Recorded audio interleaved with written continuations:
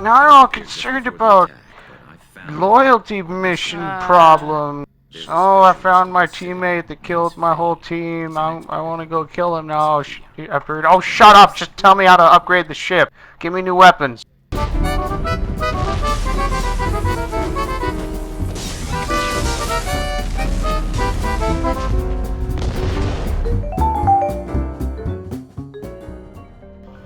This is from Quicksnid Monster, or perhaps Quicksand Monster, and it is, would you and the other writers on Spoiler Warning, Seamus Mumbles, ever write something cooperatively? You could switch off every other installment, or some other method of cooperative writing, or on the subject of writing, is Josh literate? And to that last question, not technically. No, what word is perhaps you have seen some of the posts that I've done on 20-sided. I wrote that thing about the Old Republic back at PAX. Josh, you wrote half a review for Mirror's Edge. Those were all ghost-written by Yes, I wrote half of that. I forgot about that for like 5 months. I'm gonna finish that eventually. Of course, I say that and then it'll probably never happen, but something I intend to do anyway. On writing cooperatively, we've never discussed it. I know the one time I tried to write cooperatively with my best friend from high school, it ended in disaster as each of us tried to paint the other one into a corner. So it was horrifying. It was basically we were trolling each other. So that didn't work out right, and the end was incomprehensible and idiotic. Well, and I'm sure that's what I would do. I was thinking if we were ever going to write cooperatively, it'd be if we played a D&D campaign and didn't record it, and then one of us would write up a post 1 week, and then someone else would write up the next one, and it'd be from our point of view, and I think that would be kind of fun. I could stand have a 4th D&D campaign. Right? Not with us, you can't. Long as it's not Monday night, Saturday night, or Friday night. Because those are when my other D&D campaigns are. You didn't see the time that Mumbles and I played D&D with Randy. That was, we trolled Randy pretty hard. Individually, we both named our character Kilroy. Individually, without knowing the other person was going to name their Kilroy. That's a great name for a character. That's exactly the kind of names I come up with. Oh, if I had known that, I would totally have named my character Roy. Kilroy. Okay, Ponamiti. Oh, by the way, I'm going to mispronounce all of these names. Ponami, as since you're all nitpicky, what was the game in each of your opinions that had the best plot, writing, and/or narrative? You know, I could go for a shooter, and that would take the easy way out. You know, the plot and writing in Half-Life 2 is excellent, but there's not much of it. That's one of the reasons it's so good is, you know, they kept it really basic and they kept it simple. So if I was going for a game that was ambitious and worked anyway, I might give it to Jade Empire, but Jade Empire is very much a trick plot. If you see it coming, there's not much to it. I did not see it coming. I wasn't familiar with the trope that it used, and so I got blindsided with its big turning point moment, and I loved it. Which is probably why I will probably not ever finish playing Jet Empire, because it's been spoiled by you so many fucking times. Yeah, I would say that is actually separate questions, because like I would say that KOTOR, Knights of the Old Republic, the original one, probably had the best plot I've played in a video game. But definitely not the best writing, because BioWare is really good at plot, but not so great at writing. Best writing though, I don't know. I haven't played Planescape Tournament or Torment. Planescape Tournament? That sounds like a horrible bastard child of Unreal Tournament. Planescape. Yes, that would be great.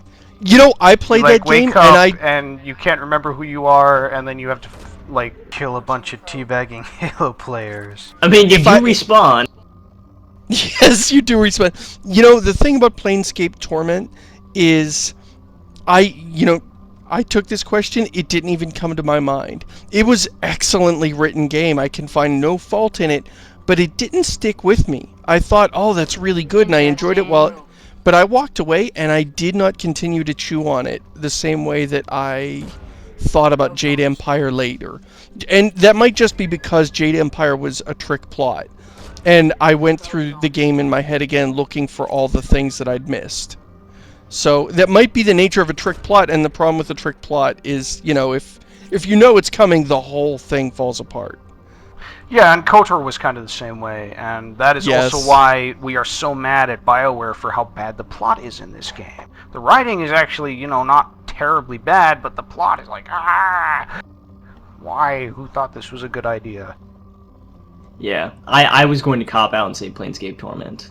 The game that's impressed me most recently is Fallout New Vegas. And really, all the Fallout games except for Fallout 3 have very good plot and writing. Fallout 1 especially. I could have given that to Fallout 1 as well. And now I feel guilty for not doing it. But I won't change my answer because I'm stubborn. And it's Mumble's turn. For me, it'd be 2 games. One is Phoenix Wright. I think Phoenix Wright has amazing writing, and it has amazing plot for a DS Nintendo game. Just any game, I think. And the other one is Paper Mario, because Paper Mario has the best narrative, and it's so funny. It's such a funny game, and you go through all the different worlds in Mario, and you interact with like all these different characters, and you get a much richer experience than you would have thought you could get from a Mario game. And I think that takes some skill. So those are mine.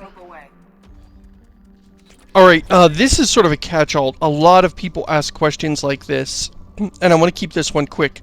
It's not an interesting question, but it's one that needs to be answered because it's so common. Why don't you do this game? Why don't you do this game? Why don't you do console games? The answer, which we give every once in a while, is it is insanely complicated to choose a game. We have to pick one that has voice and subtitles, because you can't expect people to read, we can't expect people to be able to hear it all the time, but some people like to be able to listen to us and read the subtitles. It can't be a console game because that would be just too complicated with our technology set up. And we have to pick games that we're all interested in, that Josh owns, that will work with our Fraps, our crazy Fraps contraption to record audio here and Fraps there. Like, for instance, KOTOR seems like a perfect Yeah, that was our game, problem but with KOTOR. Yeah, we Fielding couldn't completely record different the... question. Yeah, we couldn't record the cutscenes cutscenes with Fraps, so I would have had to have gone in editing, grabbed the actual Bink file for every cutscene that shows up, and convert that to some compatible format, and then throw that in where it would have been, which was just too much work for us to really deal with. Yeah, there's a lot of games like that that's like, well, you don't own it, or it doesn't run right, or it's going to be really hard to get it, like System Shock 2. There's just no way we're going to be able to get that thing running. And I'd actually like to do that just so you guys could hear me beat up on a game that is my favorite. You would hear me nitpick the crap out of it, even though it's one of my favorites. So, why we don't do individual games, it's complicated. That's why. Okay. Rutscar? Well, I mean, you comprehensively answered that question, so I'm just going to move on to my next one, which is... and I just lost it. Oh, here we go. Anomaly detected. I just lost it again. Here we go! Excellent. PAL 2000. If you could review one game of your choice, what would it be? The answer to that question is actually the game we're going to do next, but I can't. That would also be a cop-out, so I'm just going to say... I think that would be interesting if we did, like, Hitman, for example. I think, like, there's not a whole lot of writing in those, although there is a storyline in each of the games that's, variously stupid and or weird. But I just think it would be interesting to show all the different sort of ways of solving your problems. And that's part of the reason why, as soon as I get more time to actually edit it together, I'm going to try to do my own Hitman series.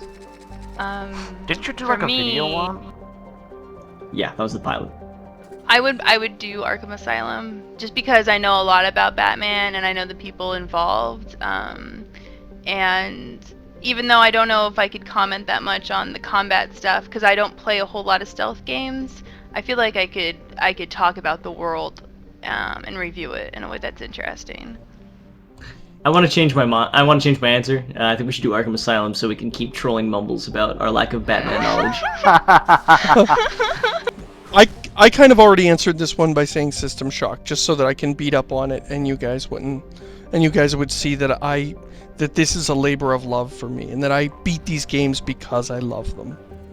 Yeah, sure, Seamus. Aww. You totally don't like some things in System Shock 2. We believe you. No, it's true though. I really think that if there's any sort of nitpicking or complaining about shit on this show, it's because it stems from love. I really believe that, and I know I'm the optimist here, and of course I'd fucking say that, but I really truly believe that.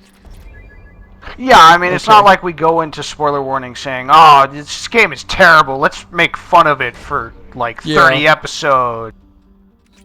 No, if we actually did a game that we all really hated, although we came close on Fallout 3, but I don't think we actually crossed the threshold into hate. Maybe a little. And that but game the is point still is, fun to play. It's just it is. It's fun. Yeah, if plot we played a makes game no that we sense. hated, if we played a game that I thought was no fun and had a terrible plot, Yeah. I would shy away from doing that. If you got me into Fable 2 or 3, it would just be too much bile, probably. Yeah, like we just we just answered the question, which game would you want to do for spoiler warning, and we all answered the games we liked. So Josh, do you have one? What game would we like to do for spoiler warning was the question. What game would you do for spoiler warning? If we know the answer to this, and if you don't say Guild Wars, I will beat you. Guild Wars would You be will. fun. You know the in-joke, Josh. You know the Yes. running joke to make. Do your Yes. You duty. know the, the thing you ask to running play every joke. week. Let's do Guild Wars. They always like to give me a hard time for that because I like Guild Wars. Well, it's still better than World of Warcraft. He's playing Guild Wars as we speak. Yeah, I'm like mining. We or told him something? this I is don't know. Guild Wars. This is how we got him to play all of these games. We're like, hey, you want to play some Guild Wars? Want to play some Guild Wars, little guy? And then it was not. Want to Guild beta Wars. test the new expansion? Fire on the galaxies. Okay, this is from Fry Guy. What do you feel like, oh god, I can't fucking, what do you feel like you collectively or individually have improved the most about over the last year of spoiler warning? And I'm gonna say that I think we're a lot more conversational, at least as far as I've been on this show. I think the Fallout ones you guys were for sure. But the earlier Bioshock episodes, it was a lot of debating. I remember debating with Seamus, and now it's a lot more lighter, and it feels like we all know each other, you know. So. Well, it's interesting that you have that perspective. Personally, I disagree. Here are 5 points about why I disagree with your point. I think you're perpetrating a logical fallacy. This is from RT Bones to all of us. When you sit down to game or record, spoiler warning, do you have a favorite gaming beverage and or snack? Yeah, I have cranberry tea. Because I'm an old man. What do you guys have? Delightful. I do Mountain Dew. Just Mountain Dew. Black coffee. Cactus Cooler, Nectar of the Gods. And You guys I'm ever not heard allowed of Cactus to eat Cooler? Anything because I don't know about hipster drinks, so no. It's not a hipster drink. It It's sold in is. grocery stores. It's a soda. Oh, I drink this soda, but you probably never heard of it. That's fucking hipster. Well, that's the only thing, because they only like sell it in California and Texas. Yeah. Oh, then yeah, it's definitely it's making it hipster. worse. Some guy, okay, I never even heard of it until some guy brought it to like a D&D game a couple years ago, and it's really sounds like good. you make- I Making it can't hear you. worse. I can't hear you at the bottom of the hole that you just dug for yourself, Rutskarn. Hipster Okay, look, swagger, the thing hipster is, it's like- swagger. Well, they sell in like grocery this- stores, this- like, there's always a million boxes of it unsold, just because nobody buys it. They sell it at grocery stores. You mean like Trader Joe's? Bitches No, like don't know Albertsons. about my hipster swagger. It's really good. It's like orange soda, but it's got pineapple in it. I'm pretty sure it's made by And like it's- Dr. Pepper or something. And it's God. fair trade and it's all what's organic. Dr. Pepper?